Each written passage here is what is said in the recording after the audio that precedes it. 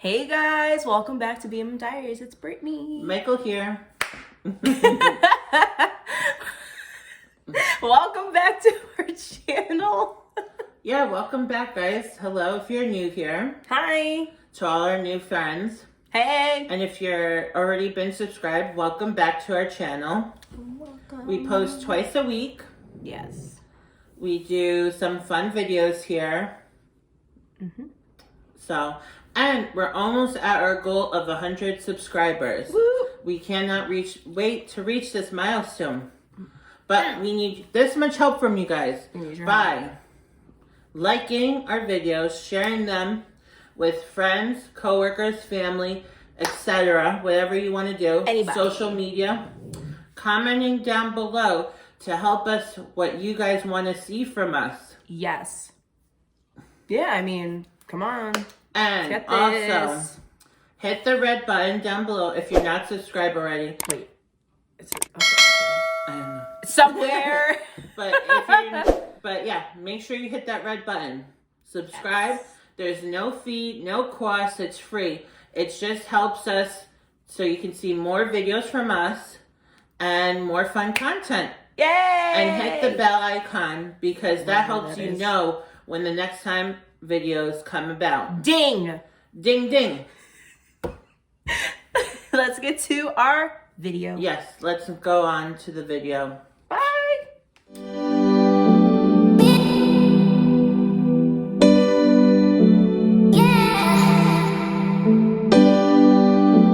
Hey guys, welcome back. So this video is going to be a little bit different. It's going to be a story time about my dad who had cancer. So this will be his cancer journey story. This is going to be a little bit hard. Yes. On me. I was gonna film this by myself, but I decided I want my best friend here because he, yes, don't want to cry. So that's why we have tissues. So, you know, Mike has been there since, you know, the whole entire journey. So I hope you guys like this video. Get your tissues, get snacks, get drinks, whatever you want. Yes. Yeah, it's gonna be a little, you know. Yeah, trigger warning, you know. Yeah. Also, don't put any hate comments down below. Please, this is all positivity. Yeah. This is, yeah. Yeah, we want to up like this so we can show aware to cancer. Yes. Because cancer sucks. It does. Yeah. No one should go through it. No, especially what my family went through. Yeah, it's hard. So yes, we'll get into the story now. So when they came back from Cape Cod, it was September 1st, I think? Yeah, like the first week. First week of getting into September. Yeah, so like before work started. We decided to get some care. I forgot the name of it. Is before hospice. Oh. Palliative? Something starts with a P.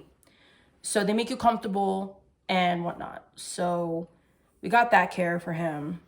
And, you know, hospice came as well. Hospice, amazing people.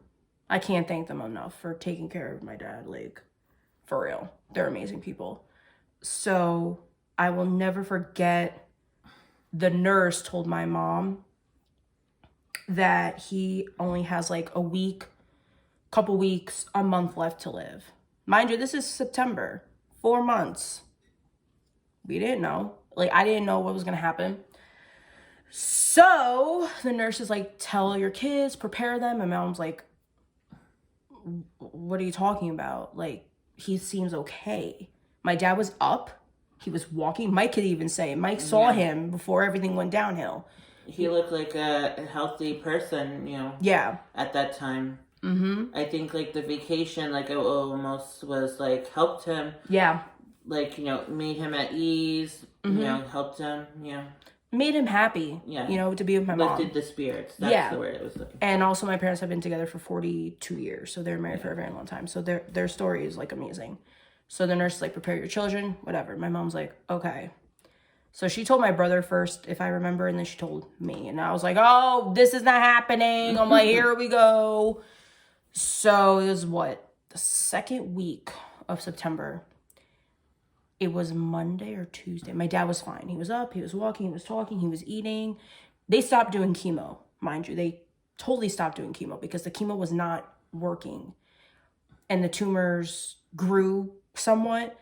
And I just remember they found like a little spot in his lung, but thank God it was nothing. And they found like a little spot in his kidney. It was nothing serious.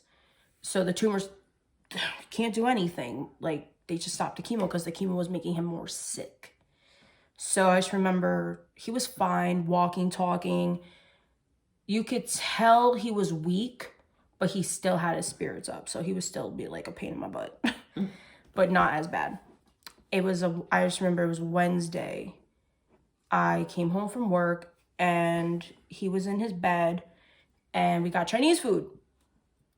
This was his last meal. He had wonton soup and rice. And little did I know that the next day he was not going to be able to talk to me, not be able to walk and do anything.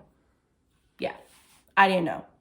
So fast forward to Thursday, he was basically like a vegetable, you can say. Not like that, but he was there.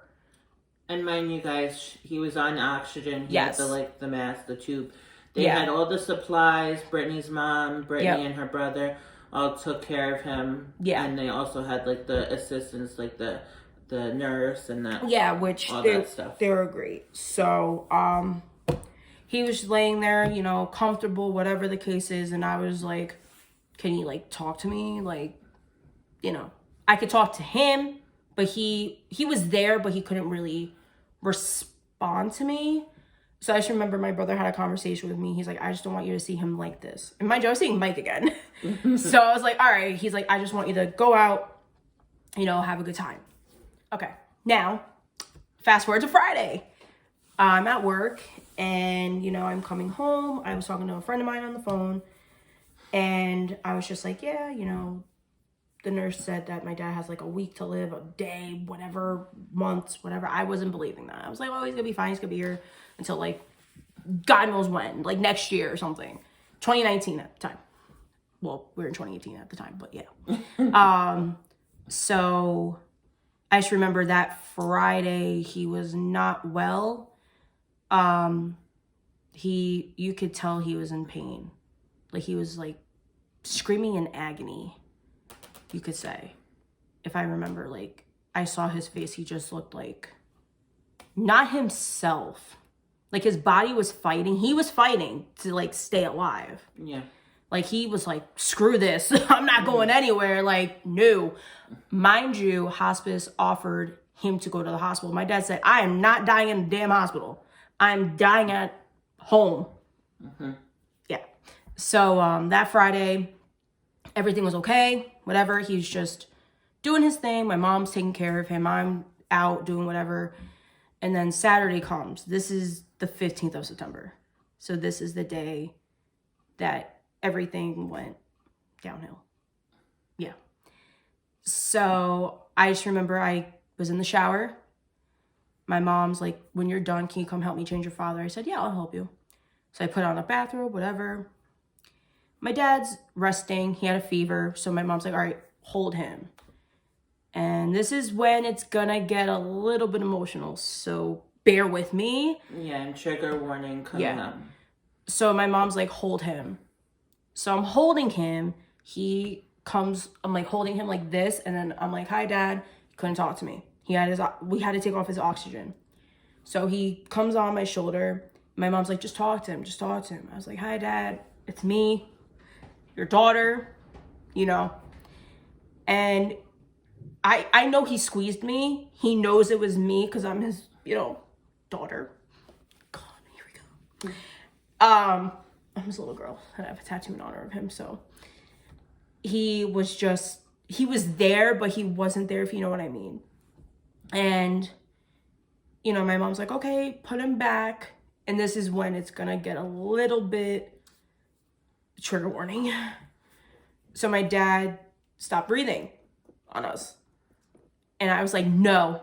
I said, I'm gonna give him CPR. I'm doing this. I don't give a crap. Let's go. I'm like, I can't let him die on me right now at like 12 in the afternoon. Mm-hmm. I'm like, this is not happening right now. I'm like, I'm not losing my father in the afternoon. I want him to be here. I want him to stay. My mom's like, honey, like to my dad, are you okay? Oh, thank God he started breathing. I was like, thank God. He's laughing because he's not laughing because of that, but it's like a nervous thing. Yeah, if anyone knows, if anyone watches this, and get laughing. Yeah, it happens.